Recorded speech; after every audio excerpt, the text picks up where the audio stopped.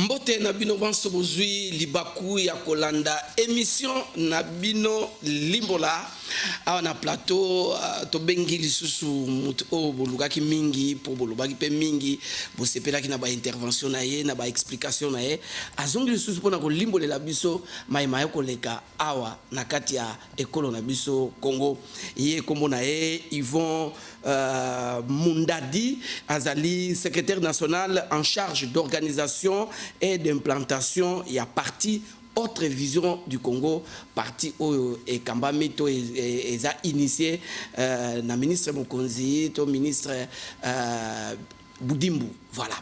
Otoyebi malamu aza na niveau ya ministère ya etalaka makambo ya pétrole pe bongo na bongo.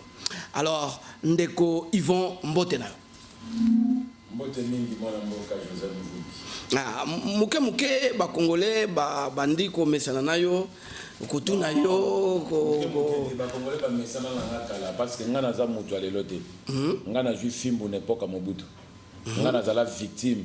Mais dans le cadre, il y a autre vision du Congo. Bah, on découvrir il y a cadre, il y a autre vision du Congo. Nous avons victime à Moselle Laurent Désiré Kabila. Donc victime, nous avons commandé ennemi à battre. À l'époque, il y a régime, il y a mon mboka Joseph Kabila.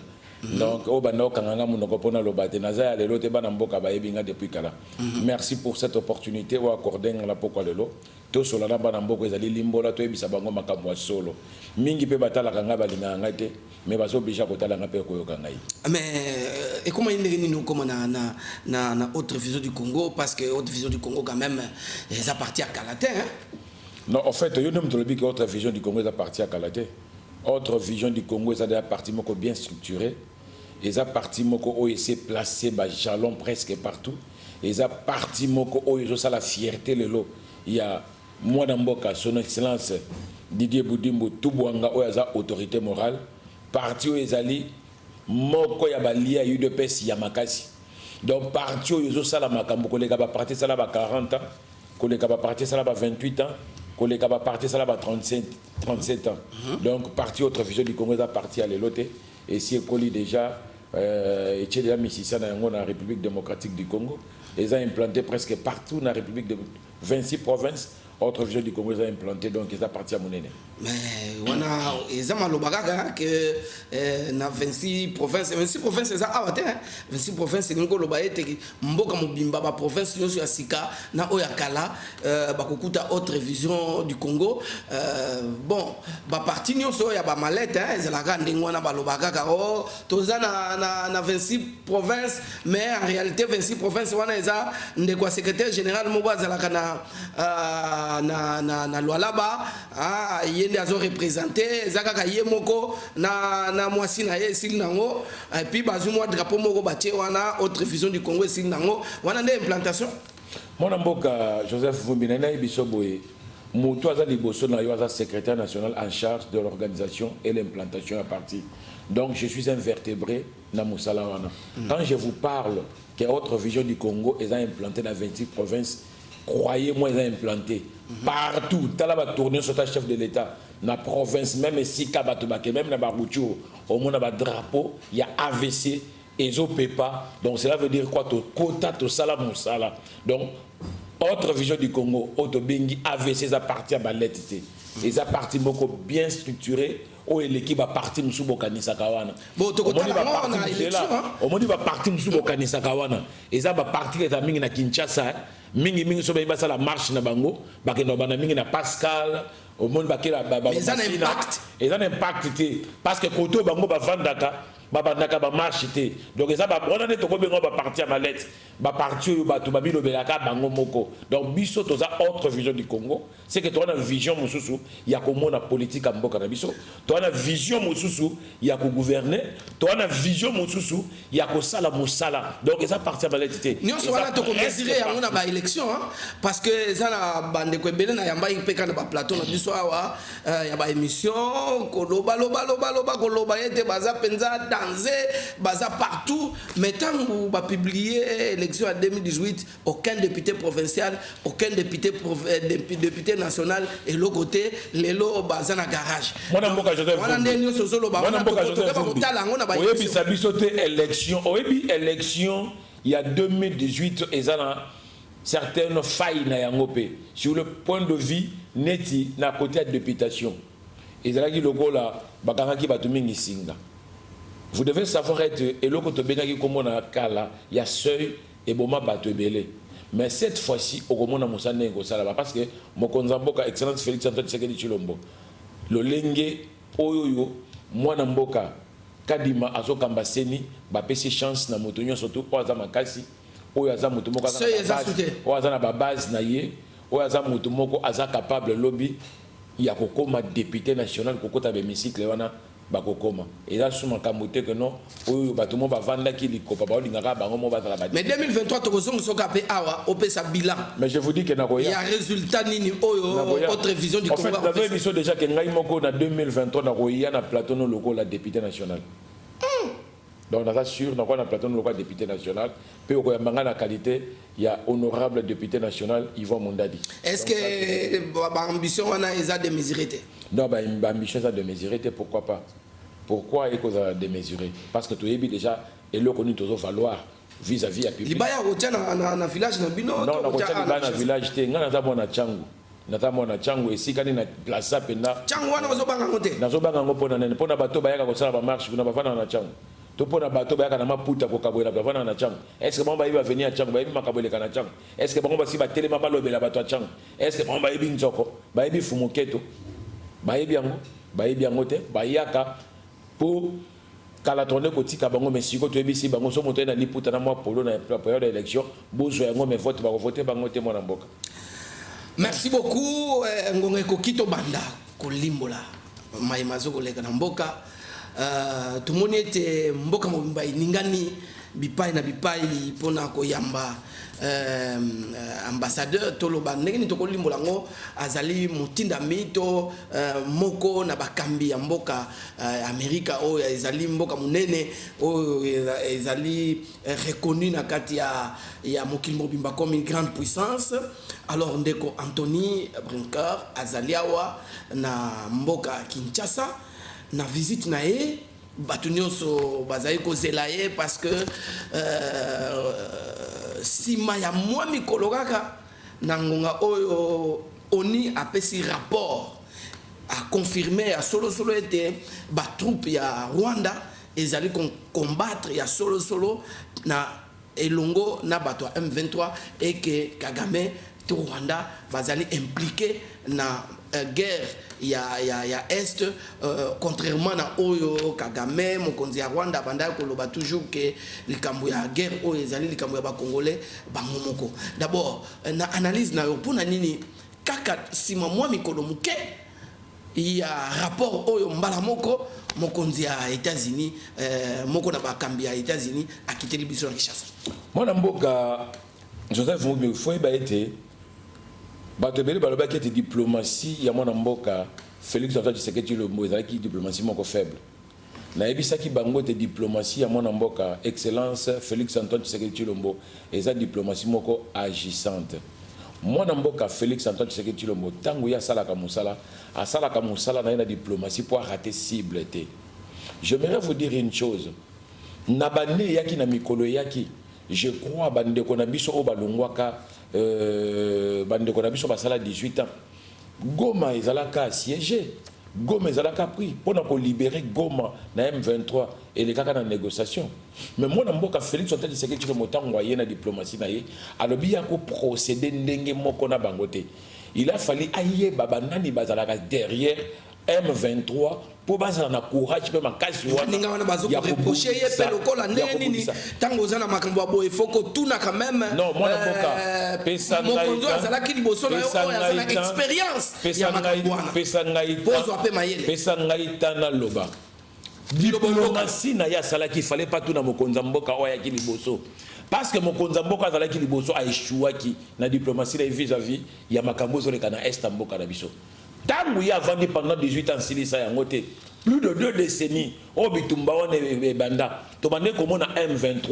ou ba bande ko changer ba kombo belé tantôt ba komi Codeco tantôt ba komi Kamwena Sapu tantôt ba komi bato nga to yeba banani yango bakamba ka bango banani bazala ka sima na bango autrefois nazala ki na kata plateau na ba kete so komoni mwana soso atondi na kata nzungu seke mama na ya zana se mais lelo biso na diplomatie agissante ya mwana mboka Félix to détecter so mama na yo azala ka na se komone nani kombo na ye Rwanda o baza ba agresseur ya mboka na biso oyo enquête salama ki eza biso te eza expert ya ONI na yebisa ki okeno avant ya kokata nzete il ne faut pas obanda na étape te mais faut kende oh MONUSCO eza moko ya branche ya ONI ba décideur ezalaka ba ONI eza bato ya MONUSCO te mais tango bamoni ete RDC azwi mokano ete soki bazongisi souveraineté na bango te c'est que bakokota bakobunda po ba récupérer yango pote ba yebi ete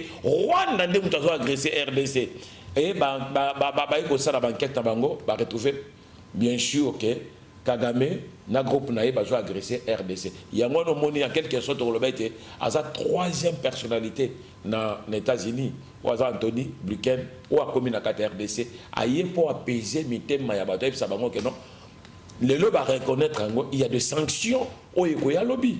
Il faut tomber tellement dans le Félix Antoine Tshisekedi Tshilombo Boko Bengi parce que le lot était Rwanda na Kagame de pas agresseur il y a RDC bango de bakota ki pona nini pour toujours il y a kozwa minerai ya mboka na biso pour bango bakoma ba juba koma ba riche le lot baza ba génocidaire bandeko na biso plus de 10 000 morts oyo bakufa na kata mboka na biso Rwanda aza derrière liwa il y a bandeko na biso bakufa auto déplorer chaque jour voilà la raison pour laquelle ngana zobete la mona mboka Félix Antoine Tshisekedi Tshilombo maboko mingi pona diplomatie na ye pona sincérité na ye lolenga zo kamba mboka na biso. Alors ndeko Antonio azali mokambia mokola bakambia mboka Amerika ndenge sololeli na likambo etali sécurité ya est alimboli solo ke mboka esengeli souveraineté ya Congo ezala respecter et azui mokano ya kokende na Rwanda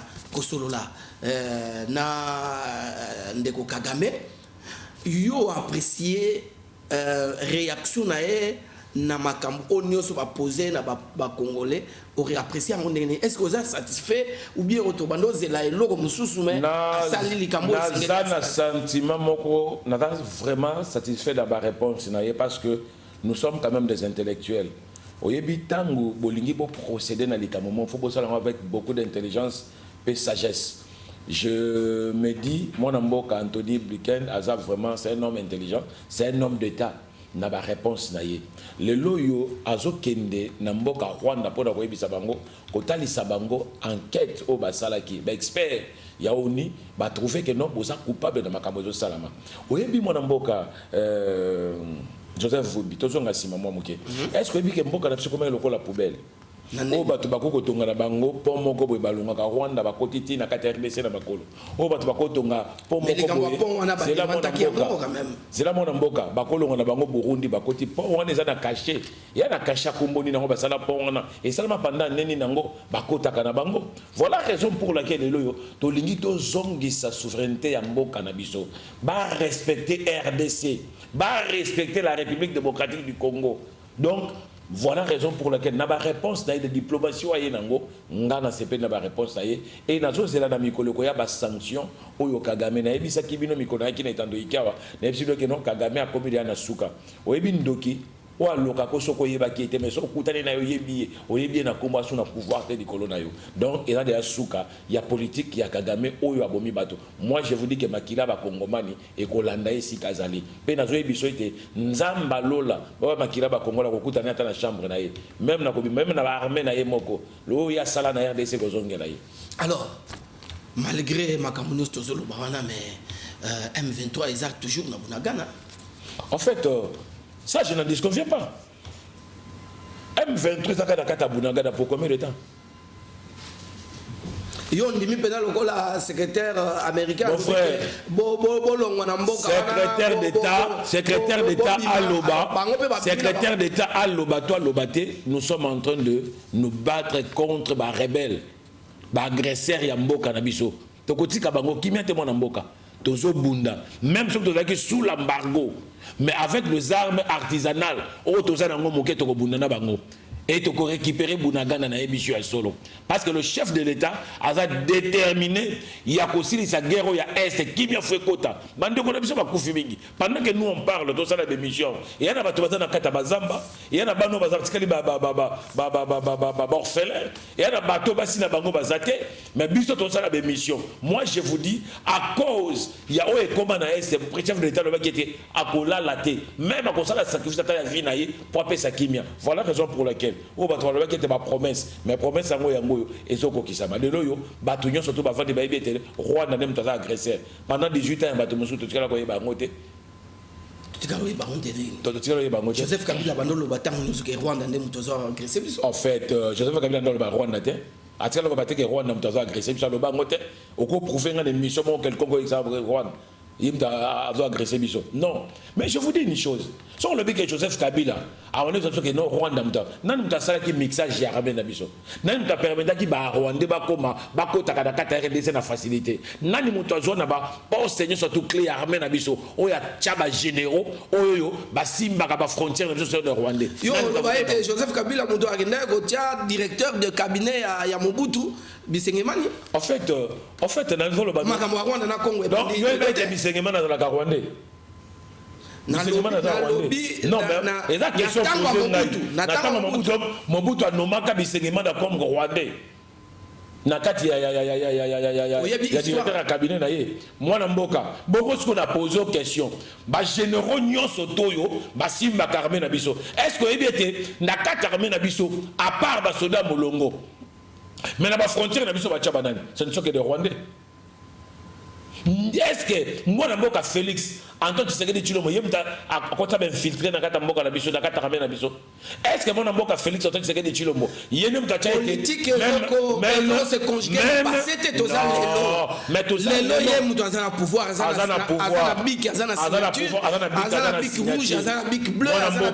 quand tu te retrouves avec ceux qui 80 quelques généraux, haut placés dans la carte armée, vous devez savoir que pour le Bango, c'est avec beaucoup de stratégie. Ça n'a pas pour ça, il faut beaucoup d'intelligence et de sagesse. Le long mingi va commis Colomba, ou à outil Colomba de ma commune. À région de M23, ce qui est Congo Mania solo, à quoi région de M23. Mais la question qu'on s'est posée, Nani Moutafota qui bango, comment on a pour Nani, ça j'ai ça la maca Nini, comment on a monopole, il y a au côté en boca d'abisso qu'on zoba poste clé. Et ça Nini. C'est ça le problème. Le problème, c'est de pas le lot de mon amour, Félix Azobunda, pas si sa guerre était, et Banan Nini pour pas de quota. Pendant 18 ans, est-ce que Balobelango, mais les loyaux, avec diplomatie, agissant à mon amour Félix, le lot, nous sommes toujours reconnaître la mission de ce monde de Bobimba, et reconnaître que Rwanda va agresser, dans M23. Ça fait 3 mois parce que toujours la sécurité à Est, c'est 3 mois il y a calmi, au niveau de Ituri, ça va, mais après quelques moments, les gars, tuerie et reprendre les sous la Ituri. En fait, moi, Joseph Minena Bisayo, il y a Congo bazébélé. Batebélé j'irai qui a un échec à mon amboka Félix Antoine Chilombo. Avancer surtout spectaculaire ça là-bas pour la bango bazo sepela ya ngote. Mingi pe ba pesa ka mon amboka Félix Antoine Chilombo. Ba pesa ka 2 ans ya pam. Mais toi sous na 2 ans t'es ça l'équipe. Mingi ba total na soki ya gouverner ndenge nini.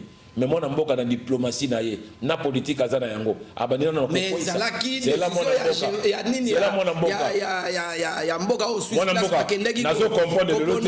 C'est comme si bandeko ya ba auto benga ko tom suba. Au katanga na maloba pour le lobby au ebi ya 2 ans que ezali na Genève ba bongisa ki plan que bon sima ya élection et au sala 2 ans après 2 ans ba ke ba pona mi musu. Vous avez personne vous avez mona ki personne ba bongisa ki 2 ans. Tout le monde a tout le monde a dit contrat signaki au bateau na presse dans ba monaki yango non bateau ba on est a bateau il y a 18 ans po ba yeba ki yete ba ko placer batu na bango mwana mboka akotaye chemin na yete mais mwana mboka avec diplomatie da intelligence na ye alungola bango manduki ebeta te na papier na bic akoisa bango c'est un homme intelligent un monsieur taiseux mais charismatique a récupéré parlement makele le salamate na papier na bic c'est un monsieur photo bange na katamboka c'est un grand diplomate. On se comprend. Le loyo, union sacrée vandi, n'a papier na bic. C'est là mon amboka. Le loyo Kagame, na Rwanda, va détecter n'a papier na bic. Et on a mandou quitté. Donc voilà la raison pour laquelle Bisso, na union sacrée le peuple d'abord. Tout ça, makamuna maïle na boigna. Et à makamolo koutate, il tourne, ils sont qui va tirer au zonga. Nazo biso que non ba commanditaire ya makamona bazaka ka awa na kata République démocratique du Congo ceux qui basa ba congomani il faut ba bongola mitema na bango mais so ba yebila ba ndeko na yo makina ba ndeko na bozo tangisa yango po kaka na ba bien matériel comme la minéré ya mboka na biso non bozo ngana raison to linga mboka na biso bomoko bolingo so boza ba congomani soki poza mopaya ata mboka no eza na richesse te eza na ngokaka na ba mini ko to benga ba maziwa zonga na mboka na yo eza problème te. Alors ndeko Anthony asali geste moko a annoncé awa que États-Unis d'Amérique ils ont payé ça 24 milliards, pardon, qu'est-ce que je dis, 24 millions de dollars américains pour soutenir ma ponami. Réaction là. Non, c'est une bonne chose. Parce que Batobele va casser le cas de l'isme kozala. Tu es bisa ki bango bazo banga pamba. Au moins Batobele va comme dia ça déjà ba réunion non, to moni te lokola to agressé, il faut tout ça le gouvernement moko ya union nationale, to sangana to préparer l'élection de Mekologoya, moi mboka Félix Katika né président, mais tout ça le gouvernement union nationale pour ba récupérer les choses ba ye bataba makam. Mais biso to le bete mapona mezali. Soki le loyo na adresse ya mwana mboka Anthony Blinken na lobiete ba ko soutenir mboka na biso na 24 millions de dollars pour élection ça va malade. Tu dois applaudir yango. Ton dibi yango to sepeli yango parce que to applaudir mbongo ezuta na bapaya ozana jaloux ya souveraineté te oyebi que c'est la mwana mboka na yebi pas solido ko bana ko permettre yo te et to boyaki makambo wana ba contribuer élection zo salamate na pu États-Unis mbongo na bangote parce que le lot matériel a saigné c'est commis. Le enrôlement calamité au salama et c'est États-Unis mais ceux qui va lobby ba ko apporter bango dernièrement na qui peut bande ko na biso ba italien ba lobby qui ba ko apporter Pierre da bango l'élection pour salama malamu et ça problème té mais ton lobby était totalement redevable aux États-Unis par rapport il y a 24 millions ça c'est ton lobby ngona té totalement redevable na bango té parce que l'élection to se prépare élection ko salama na 2023 bon ba dimsu bazo banga voilà la raison pour laquelle on dit ba langue se s'élever aux États-Unis linga ko imposer tu as 24 pour l'élection salama non tu as pas ça mission la bangote baïna mission la bangote et ça rien que proposition à pas passer à prendre ou à laisser mais c'est une bonne chose parce que bah toi mon a été élection mokoyo et vandi makaboza ko vanda élection ko salama na mboka mais vous devez savoir yo kanga malamu tous ça redevable aux États-Unis ba ko contrôler biso de loko mokote parce que l'RDC a gardé souveraineté na yé et élection ko salama mon mboka son excellence Félix Antoine Tshisekedi tu vas la rééli à 90% parce que yene mutaza likolo na makambo so. On ça maloba pamba. Ça maloba ça solo mon mboka. Pour na 2018 en tout cas maloba ki mbongo mupaya moko te kokota wa po élection ezali ya ba congolais. En fait mon mboka Joseph Vumi ko pousser ngate. Na ke no loba parce que l'élection na mondial ni. Babimisa ki misolo à l'état. Babimisa misolo à l'état. Bija mboka ezalaka na combien?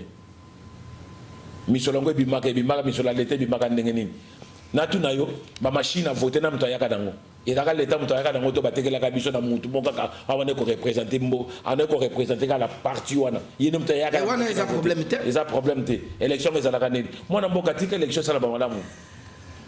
Alors ndeko Yvon kaka pona ndeko Anthony Azali moko ya bakambi ya États-Unis d'Amérique aye na moment oyo bato ebele to population basengi pe mokonzi ya mboka ke MONUSCO ezwa bisaka ekanga bisaka nango ezonga.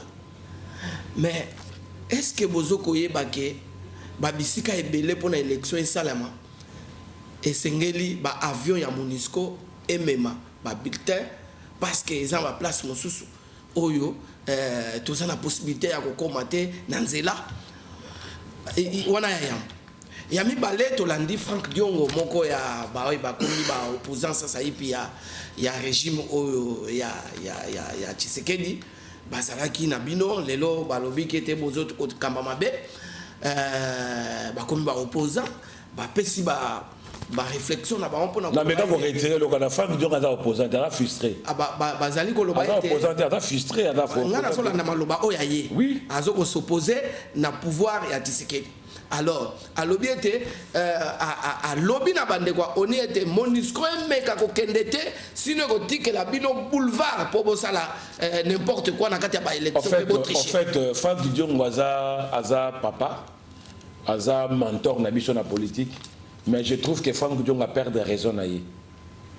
Je ne vois même pas apport ni à MONUSCO par rapport à l'élection mboka na biso. To vanga na bino depuis kala na kata mboka oyo. Ezaka ba avion oni to ya MONUSCO ne bano memena bato. To yebaka ba fonje zalaka ya MONUSCO.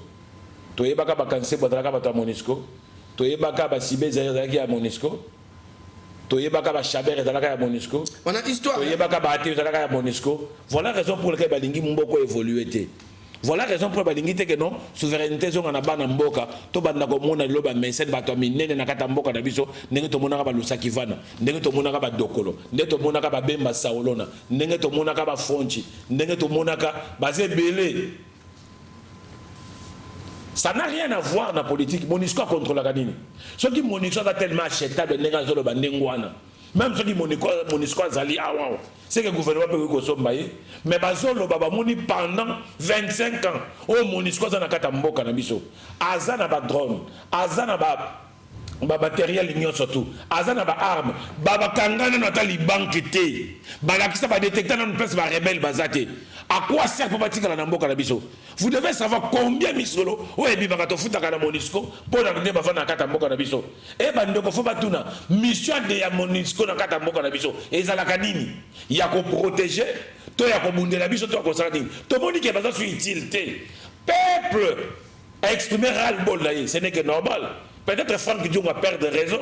MONUSCO a ça la canine. Baso pour ma bande de connexion pour mon bazawana. Mon colonie n'a pas l'accès sur ta film. Pour ba yebi ne ba rebelle.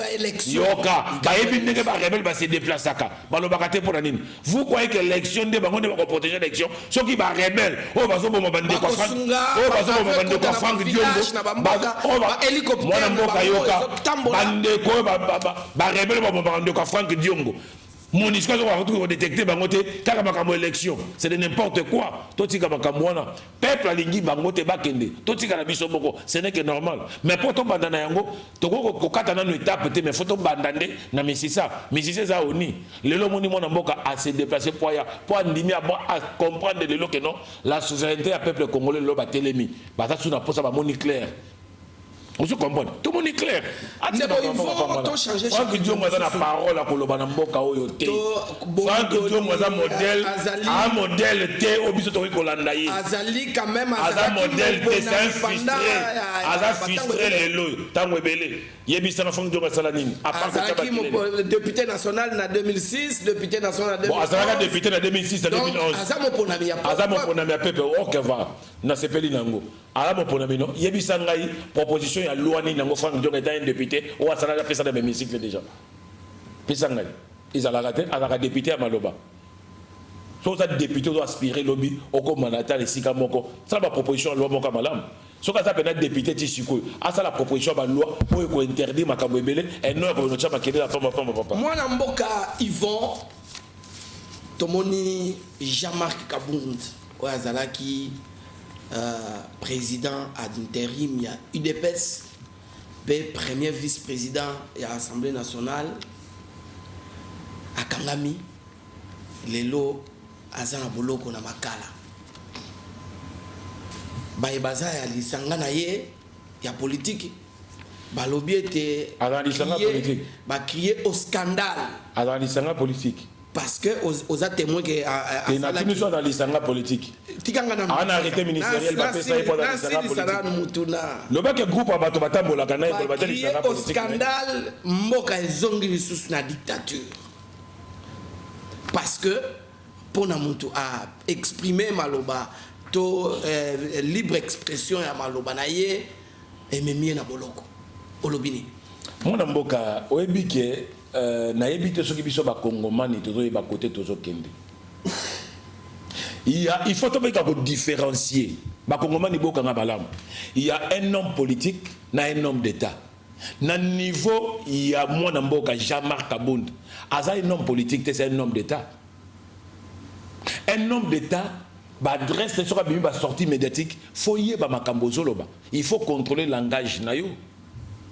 Nazongi si moi moqué pour réfléchir à ton mémoire.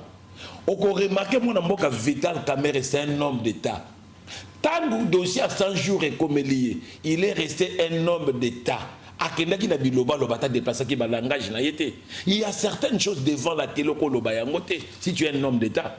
Prenons l'exemple peut-être. Que ils ont un jet privé na hélicoptère avec ndakanango na ba banque moko fisco mboka beyi ba makana mboka na biso na ba parti fiscaux ba poser une question. Avez-vous des preuves au kanga photo ou assistant au vanda anangoti? Est-ce que vous comprenez? Na kena 9 fois pour na boye sa chef de l'état to donc mboka. Est-ce que chef de l'état aza na bureau na yete? Un directeur à cabinet na yete, avant la consulter moi dans mboka Jean-Marc na occasion nini. Ça c'est 2. De 3, j'ai rappelé le chef de l'État à l'ordre. Non, entre subalternes, la supérieure, n'a encore rappelé mon à l'ordre. C'est n'importe quoi. Pour Nangaï, moi dans mboka Yvon Mundadi, n'a un sentiment et regret.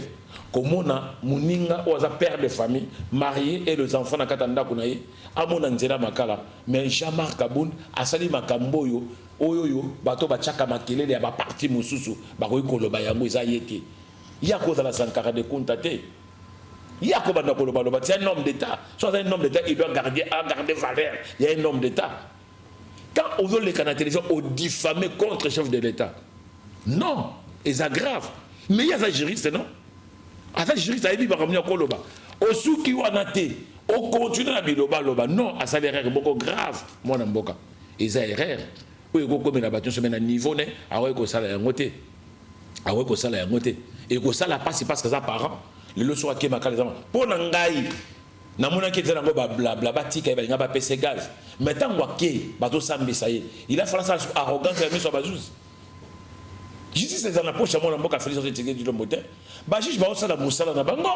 Ba sali musala va trouver que non, il faut ba payer. Ba ma payer. Il faut to yeba pour différencier entre la démocratie et la libertinage.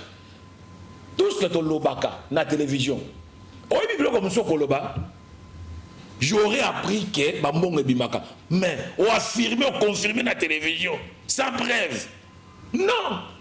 Mais voilà, on était que le PCP posé en abino makasi pour na koloba était bandai na yonga matata ponyo et comme na kabund et lingo loba était selon ndenge bango bazo koloba était ba adversaire nyonso. Mwana mboka matata ponyo basala nini? Bazali parce que kabund c'est proclamé matata ponyo basala nini? Président. Matata ponyo basala nini mwana mboka? Bazo kolandela ye na makambo. Mwana mboka makambu ya bukangalozo ebia moté. Finalement, tous les gens dans la RDC. Mais vous faites des choses qui sont baliées à Bokangalozo. Makabo Simbate. Donc, justice, c'est la mission à voter. Non, opposé à n'importe quoi. Est-ce que vraiment tout le monde, moi, Namboka, Matata Mpo, Namboka, sauf qu'il y a des bannes après la présidence, n'a pas voté Matata Mpo, à part Nakindu. N'a pas voté. Anna Gazette, parti à Matata Mpo de Koumononini. Donc on vote par rapport à Nini. Alors il fut le premier ministre à Salanini de la RDC. Atika Nini. Oh, tout le monde a kamala moko mona mboka. Tika koloba ndengwana po matata po atika biloko ebele. Lelo bozo sala réunion na gouvernement ye mutu atiki. Ya mbongo la poche na ye. Bon, wana koloba ndengwana te. Alors lelo Kabunda lobi aka candidat président de la République ezo bang sabino. Na lobi ezala basangani bango so ba candidat président de la République ezo bang sabino lelo moko te. To banga bango sur base de quoi? Tous les gens dossier mon amboka, Jean-Marc Kabounda. Oui, puis mon amboka, Joseph Vumbi. Laissez-moi le temps de parler. Hein. Pour la monnaie, laissez-moi le temps de parler. Le fait bâtonnier Moukendi a Koufi suspendu na ILEPES à Longwate. Jacques Chabani suspendu a tika litande à la montée na ye. Na kota ngelo ba komba batebele. Et nous comme bateau ba suspendre yo ataba tio libanda nde olongo la identité. Yo ba bengano peut-être même sur na kata ndako ngaba paraba do bengana nga olali libanda. Menatika la Yvon Munda di Nyangwila na komba famille nanga. Mutu mo ka sala arrogance ya sanitaire. Il devait savoir que non, tout ce qu'on Jean-Marc Kabounda Zadango, c'est l'IDPS qui ont dépêché. Laissez-moi vous dire une chose. Mais à la liberté d'opinion. Moi, je suis Félix à cause de la justice. Moi, je suis son excellence Félix Antoine Tshisekedi Tshilombo. Nakokola na yeba kola ta veste na cravate. Asakana na bana Mobutu. Asakana bana Bakengo. Asakana bana Batimbo Momokuna. Bongo Jean-Marc asakana banani. Akola ndenge nini? Mutakola dans la vie à Malamo déjà. Avant la justice par rapport à Nini. Il y a ça qu'on a doyé vite les gars. C'est là. Mon amour, la vérité. Aux hommes brillés par Congomani pour pas le battre. Aux hommes brillés par Congomani pour pas le battre. Aux hommes brillés par Congomani pour pas yoka. Oh, et ça vérité. Tikangana loba. À la justice certain. Oyendengo yaki. Ya lobby yokanga mona mboka. Même vérité. Yoka. UDPS et PCI nyo sorti ya PCI UDPS de l'autre côté. Même classe, la tangi c'est classe à Kimokolo. Nakata UDPS. UDPS c'est tangi c'est classe à Kimokolo non. Pourquoi comment ça comme chéri ça non. Attends une classe soit. Na UDPS. UDPS et PCI poste. Tout ce qu'on y a dans la UDPS. Est-ce que ça manière ya kozongi sera bango merci? Non. Akene qui vit en besoin. Il croyait qu'il y a comme Likolo na kata RDC comme décideur. Non. Ma benyo surtout moi na mboka Kabunda c'est na mboko boye biango tokotanga ngote. Mais ba souhaiter ka malère ba betaka ba sala ka fête na malère moninga te. Parce que biso so ba politicien.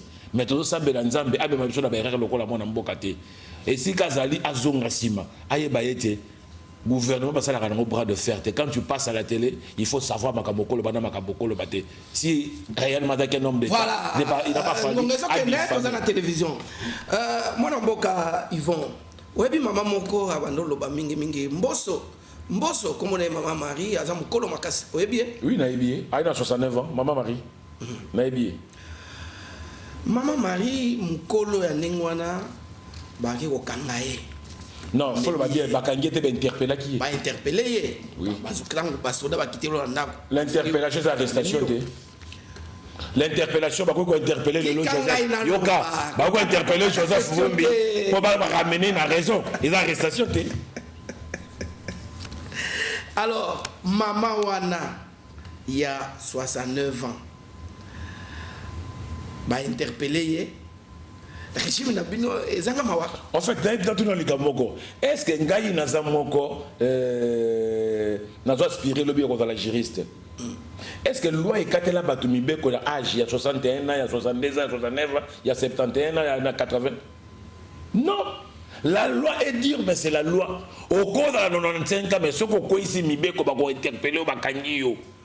Au cours de violer ma loi, est-ce que ce qui maman a dit maman na Joseph Vumbi tel que na yebio au quoi permettre maman dans un insulte à la télévision tu peux critiquer régime au quoi critiquer gouvernance il y a régime on a façon de gouverner mais au quoi on a niveau il y a insulte Azali membre il y a parti opposition c'est normal et même au moins parti wana yango BBC ba Congomani na mafinga mokonzi na bango mtabanda yango oya bimisa bakoma ba pantin ba placebo ba bololé ya mokonzi na bango ba induire mama wana na erreur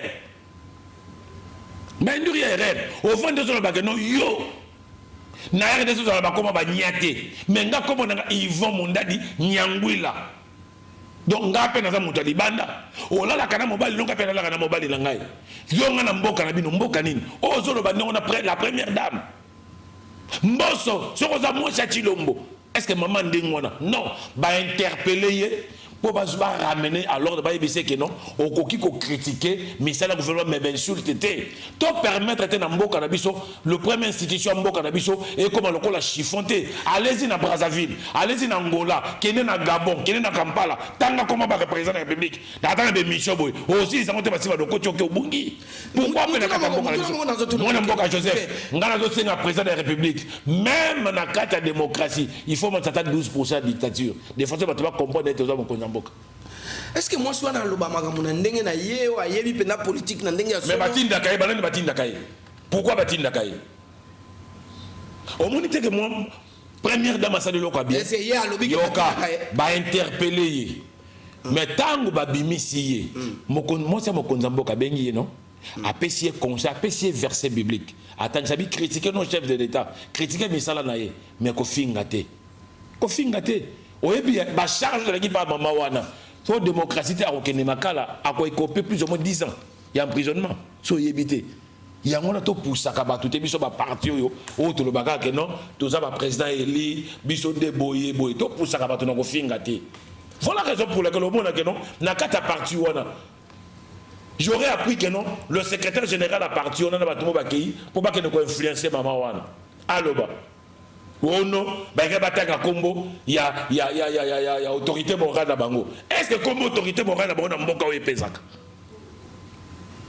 est-ce qu'on va dans le Bango, ou Martin Fayou, et puis ça, soit Martin Fayou, parce que yemo batombo la keba tchena kata moto kaba tombe de bapine abina ko kendete ceux qui bozo bozo ki bapine na ngate bake bavandi na kiti moi mobimba bazo ki bapine na ye siko ba kenota na kombo na kota mari pour na problème ni non ba pesa ba militant na bango même ba communicateur na bango ba yeba ete et na bisika na makamokolo bana makabokolo bati.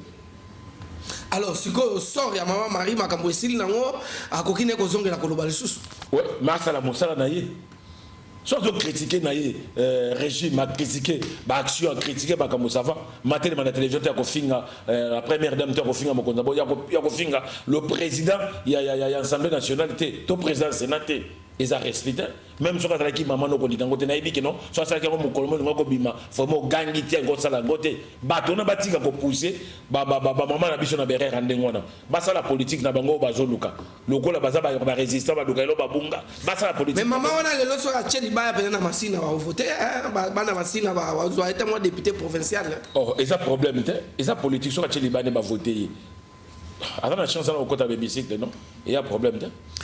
Alors tozo kende malem na suka ya émission na biso tokoloba quand même na mwa momuke totikali suna minute penzate na moi tourner tomoni Félix Tshisekedi yemoko na terrain kotala tala ba travaux mais wana pe eza makambo ba ministre basala balandela ndeni yemoko mokonza mboka kita AR nyonso na gata mwana mboka na si je me rappelle bien le 18 juillet 2018, moi Namboka, le président honoraire, a déplacé Namboko na Kananga, a inauguré et si Kamoko n'a pas fait le Tiliki na Kananga.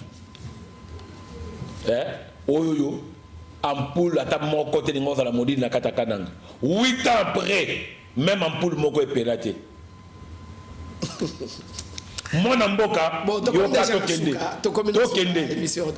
émission to fana na kata RDC na lobby to comment to fana na kata RDC au moins la RDC dans la maison présidentielle mais mon amboka Mobutu atika rade na ntele au moins de ba réhabiliter yango au moins ngé commis site touristique moi amboka Félix Tshisekedi tsholo mosala yango moni moi amboka mozito lobby boy soki pona na époque ya Kasavubu ya Mosé Laurent Désiré Kabila ya Kabila